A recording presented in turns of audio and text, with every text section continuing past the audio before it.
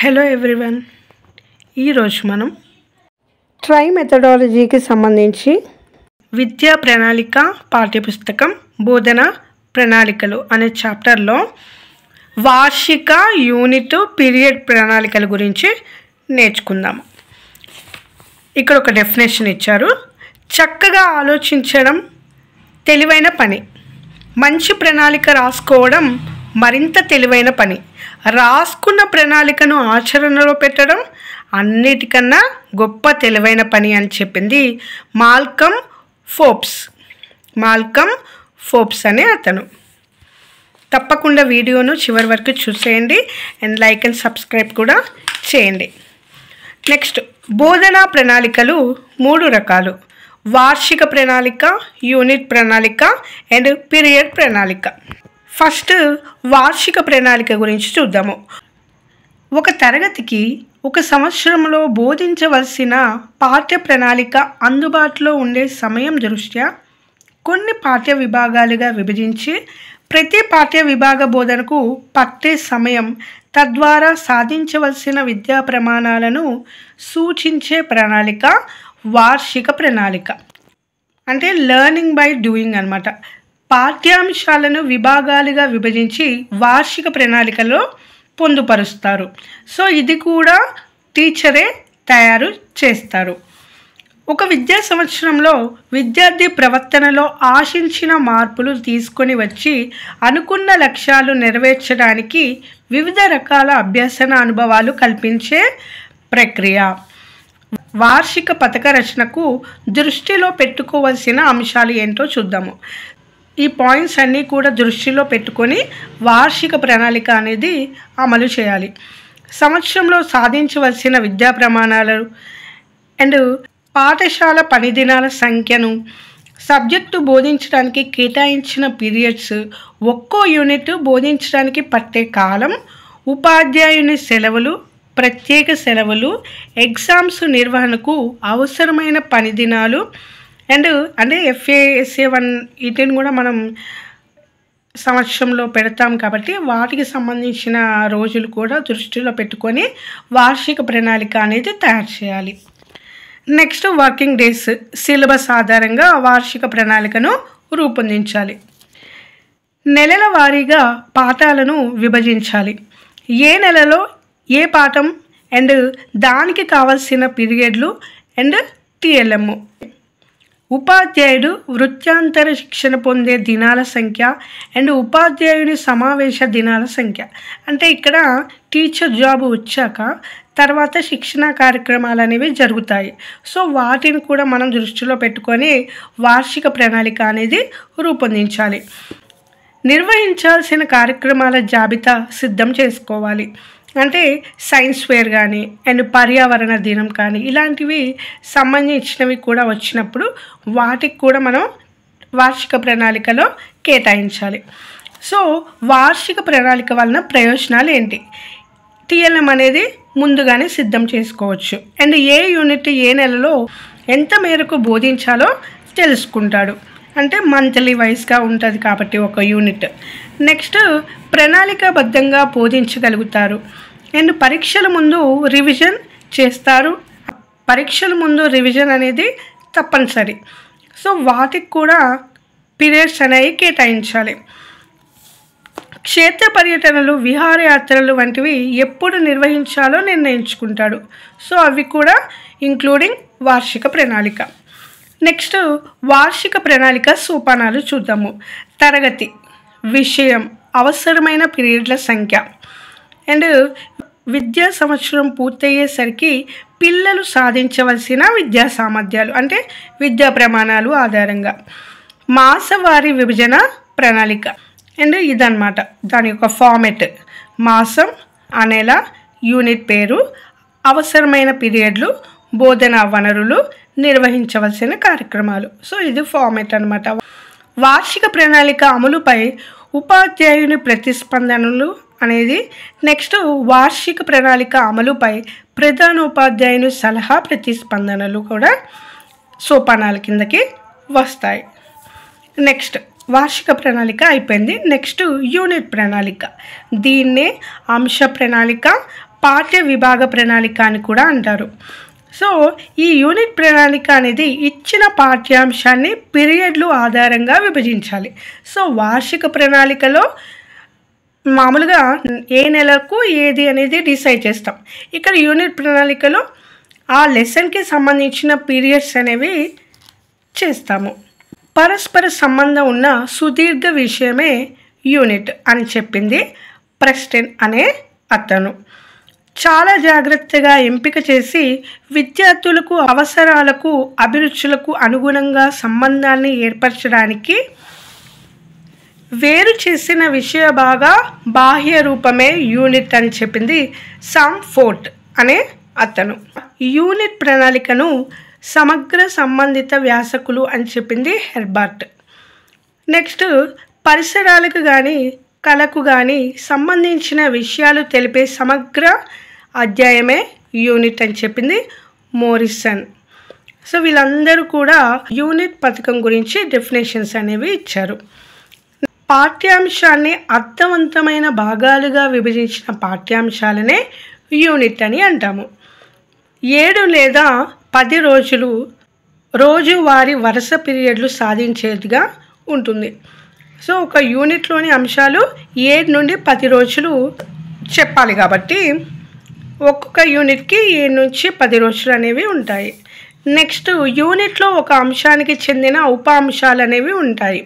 పథకంలో ముందు తర్వాత యూనిట్లలో చక్కని సహసంబంధం ఏర్పరచడం వల్ల బోధన అనేది పిల్లలకు అర్థవంతం అవుతుంది. విషయ విశ్లేషణ, బోధన అభ్యసన కృత్యాలు అండ్ బోధనోపకరణాలు మూల్యాంకనాన్ని ప్రణాళికాయుతంగా అమలుపరచవచ్చు. కాబట్టి ప్రతి టీచరు యూనిట్ ప్లాన్ అనేది తయారు చేసుకోవాలి. అయితే యూనిట్ ప్లాన్ని తయారు చేసుకోవాల్సినప్పుడు గుర్తుంచుకోవాల్సిన అంశాలు ఏంటి? ఏమి బోధించాలి, ఎలా బోధించాలి, అభ్యసన కృత్యాలు ఏంటి, ఎలా నిర్వహించాలి ఆ అభ్యసన కృత్యాలను, ఇవన్నీ కూడా నిర్ణయించుకోవాలి. అభ్యాసకుడిని బోధన అభ్యసనలో ఎలా భాగస్వామ్యం చేయాలి, వారిలో ఉత్సాహత ఆసక్తి పెంపొందించే విధంగా మనం యూనిట్ ప్లాన్ అనేది తయారు చేసుకోవాలి. అండ్ ఇందాక మనం వార్షిక ప్రణాళిక సోపానాలు చూసాము. అక్కడ మనకి నెలల వారీగా ఉంటుంది. సో ఇక్కడ చూద్దాము. తరగతి, పాఠం, పీరియడ్ల సంఖ్య. వార్షిక పథకంలో సూచించబడిన సంఖ్యను ఆధారంగా చేసుకొని ఈ పీరియడ్ల సంఖ్య అనేది నిర్ణయించుకోవాలి. అండ్ సాధించాల్సిన విద్యా ప్రమాణాలు, పీరియడ్ల వారీగా కేటాయింపులు. నెక్స్ట్ ఇక్కడ ఫార్మెట్, క్రమ సంఖ్య, పీరియడ్ల సంఖ్య. ఫర్ ఎగ్జాంపుల్ ఒక యూనిట్కి 10 రోజులు అని అనుకుంటే బోధన అంశానికి 4 రోజులు అండ్ బోధన వ్యూహానికి 2 అండ్ TLM వనరులకు సంబంధించి 3 అండ్ మూల్యాంకనానికి 1 రోజు అనమాట. సో ఇదేమో వార్షిక ప్రణాళికలో మనం ఇచ్చిన సంఖ్య ఆధారంగా చేసుకొని ఈ యొక్క యూనిట్ పథకంలో విభజించిన 7-10 రోజులకి మనం ఈ విధంగా యూనిట్ ప్లాన్ అనేది ప్రిపేర్ చేసుకోవాలి. సో ఇక్కడ ఇంపార్టెంట్ నోట్ ఏంటంటే ఒక పాఠ్యాంశాన్ని ఏ నెలలో ఎన్ని పీరియడ్లలో బోధించాలనేది మాత్రమే ఇయర్ ప్లాన్లో ఇస్తాడు.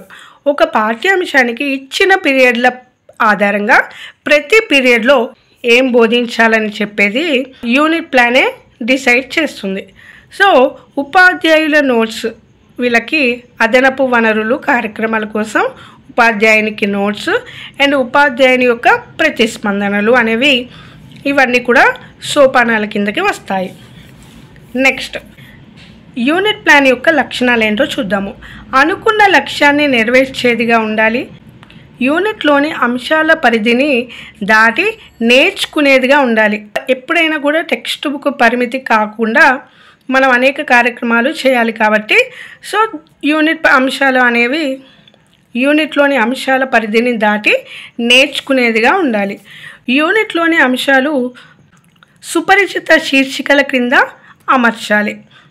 అభిరుచిని కల్పించేలా, అంటే తెలిసిన వాటి కిందకి మనం ఎగ్జాంపుల్గా తీసుకొని వాటి కింద అమర్చాలన్నమాట.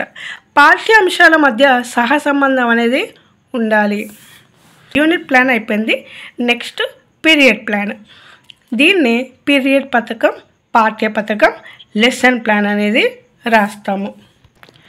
పాఠ్యపథకం అనేది తరగతి గదిలో ఉపాధ్యాయుని ఆచరణలో పెట్టే పథకం అని చెప్పింది ఎల్బి స్టాండ్. ఉపాధ్యాయుని తరగతి గదిలో ఉపయోగించాల్సిన పద్ధతుల్ని, సాధనాల్ని, విషయ పరిజ్ఞానాన్ని తెలుపుతూ అది విద్యార్థుల్లో ఏ విధంగా నిర్దిష్ట లక్ష్యాన్ని సాధింపడానికి తోడ్పడతాయో సూచించే పథకమే పాఠ్యపథకం అని చెప్పింది బోసింగ్. సో ఎవరికైతే మెటీరియల్ లేదో, ఎవరికైతే మెథడాలజీకి సంబంధించిన బుక్స్ లేవో వాళ్ళు ఈ యొక్క డెఫినేషన్స్లో కీవర్డ్ని తీసుకొని పేర్కొన్న వారి పేరు రాసుకోండి. అందరూ కూడా నోట్స్ ప్రిపేర్ చేసుకోవడానికే ఇంపార్టెన్స్ ఇవ్వండి.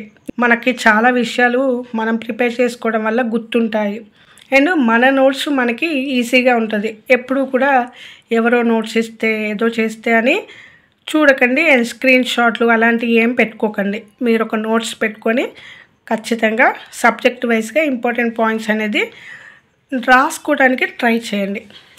నెక్స్ట్ లక్ష్యాల వివరణ, విషయ సామాగ్రి ఎంపిక, కూర్పు, పద్ధతి, విధానం మొదలగు కలిగి ఉన్నదే పాఠ్యపథకం అని చెప్పింది binding and binding. Next teacher ముందుగానే పాఠ్యపథకాన్ని తయారు చేసుకున్న దానికి బానిస కాదు. పాఠ్యపథక రచనకు ఉపయోగించిన కాలాన్ని అతడు తృప్తిగా సద్వినియోగం చేసుకున్న కాలంగానే చెప్పవచ్చు అని చెప్పింది స్టీవెన్సన్. నెక్స్ట్ ఇప్పుడు ఈ యొక్క పీరియడ్ ప్లాన్ సంబంధించినవి చూద్దాము. బోధన సులభంగా ఉండడానికి దానికి మనం యూనిట్ను కొన్ని ఉప యూనిట్లుగా విభజించాం. సో ఉప యూనిట్లోని విషయ విశ్లేషణాన్ని చిన్న భాగాలుగా విభజించి ఒక పీరియడ్లో బోధించాలి. ఈ విధంగా ఒక పీరియడ్లోని బోధించిన నిర్ణయించిన దాన్ని పీరియడ్ పథకం ఆర్ పాఠ్యపథకం అని అంటారు. ఈ యూనిట్ పథకానికి ఒక లెసన్ ప్లాన్ అనేది రాయాలి అండ్ యూనిట్ ప్లాన్ తర్వాత ప్రతి ఒక్క సబ్ యూనిట్కి, ప్రతి ఒక్క టాపిక్కి సంబంధించి కూడా మనం లెసన్ ప్లాన్ అనేది రాయాలి. అదే పీరియడ్ ప్లాన్. సో ఇక్కడ సోషల్కి సైన్స్కి సంబంధించి ఇలాగా మనకి ఫార్మేట్ అనేది ఇచ్చారండి. ఈ ఫార్మేట్ అనేది మనం చూద్దాము. అయితే ఇక్కడ సోషల్కి సైన్స్కి సంబంధించి ఈ పీరియడ్ ప్లాన్కి సోపానాలు అనేవి ఇచ్చారు. అంటే ముందుగా మనం క్లాస్కి వెళ్ళాక ఏం చేయాలి అనేవి మనకి ఇచ్చారు. చూద్దాము. ఉపోద్ఘాతం అంటే ఉపోద్ఘాతంలోకి మనకి పలకరింపు అండ్ మైండ్ మ్యాపింగ్, పునశ్చరణ, పాఠ్యాంశ ప్రకటన అనేది ఉంటుంది. ఫస్ట్ పలకరింపు, పిల్లల్ని మనం పలకరించిన తర్వాత మైండ్ మ్యాపింగ్ అంటే ఇక్కడ మనకి ఏదైతే లెసన్ని మనం ముందుగా ఏం చెప్పాలో డిసైడ్ చేసుకొని వెళ్తాం కదా, సో ఆ పాఠాన్ని పిల్లల నోటి ద్వారా పిల్లల చేత మనం చెప్పించే విధంగా ఉండాలి. మనం డైరెక్ట్గా లెసన్ నేమ్ని రివీల్ చేయకుండా పిల్లల ద్వారా చెప్పించే విధంగా ఉండాలి. సో దాన్నే మనం మైండ్ మ్యాపింగ్ అని అంటాం, దాన్నే పునశ్చరణ అని అంటాము. నెక్స్ట్ వచ్చేసి పాఠ్యాంశ ప్రకటన. సో వాళ్ళ ద్వారా చెప్పిన తర్వాత మనం ఆ లెసన్ నేమ్ అనేది చెప్తాము. నెక్స్ట్ పాఠ్యాంశం చదవడం, తెలియని పదాలు భావనల్ని గుర్తించడం, ఈ ముఖ్య పదాలు ఉంటాయి కదా వాటి గురించి వివరించడం. తర్వాత గుర్తించడం, అవగాహనను కల్పించడం, భావనల అవగాహన, చర్చ, ఇవన్నీ కూడా పాఠ్యాంశం చదవడం, తెలియని పదాల భావనల్ని గుర్తించడం కిందకి వస్తాయి. నెక్స్ట్ భావనల అవగాహన, చర్చ.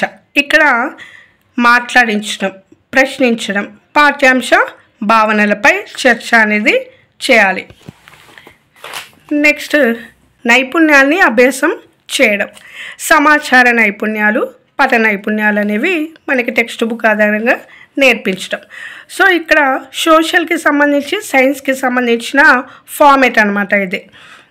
ఫస్ట్గా పాఠం పేరు, పీరియడ్ అండ్ బోధించే అంశం, దాన్నే ఉపశీర్షిక అని అంటాము. పీరియడ్ ద్వారా ఆశించే సామర్థ్యాలు, బోధన అభ్యసన వ్యూహాలు, సోపానాలు. అయితే ఇక్కడ సోపానాలు, అభ్యసన అనుభవాలు, నల్లబల్ల పని, సామాగ్రి, వనరులు.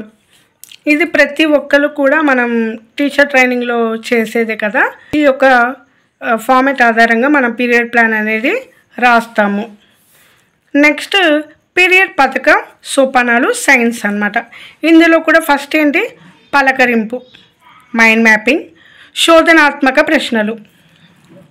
నెక్స్ట్ శీర్షిక ప్రకటన, అంటే పాఠం ఆధారంగా ప్రశ్నలు చేసి ఆ యొక్క లెసన్ నేమ్ని రాబట్టడం. నెక్స్ట్ పాఠం చదవడం, కీలక పదాలు గుర్తించడం, జట్లలో చర్చించడం, వివరణ ఇవ్వడం, విద్యార్థుల్ని ప్రశ్నల్ని ప్రోత్సహించడం, కృత్యాల నిర్వహణ, భావనల అవగాహన, ప్రదర్శన, చర్చ, ముగింపు, మూల్యాంకనం. సో ఇవి సైన్స్కి సంబంధించిన సోపానాలు. నెక్స్ట్ అంతే అండి. ఈ వీడియో కనుక మీకు నచ్చినట్లయితే తప్పకుండా లైక్ అండ్ సబ్స్క్రైబ్ కూడా చేయండి. Thanks for watching.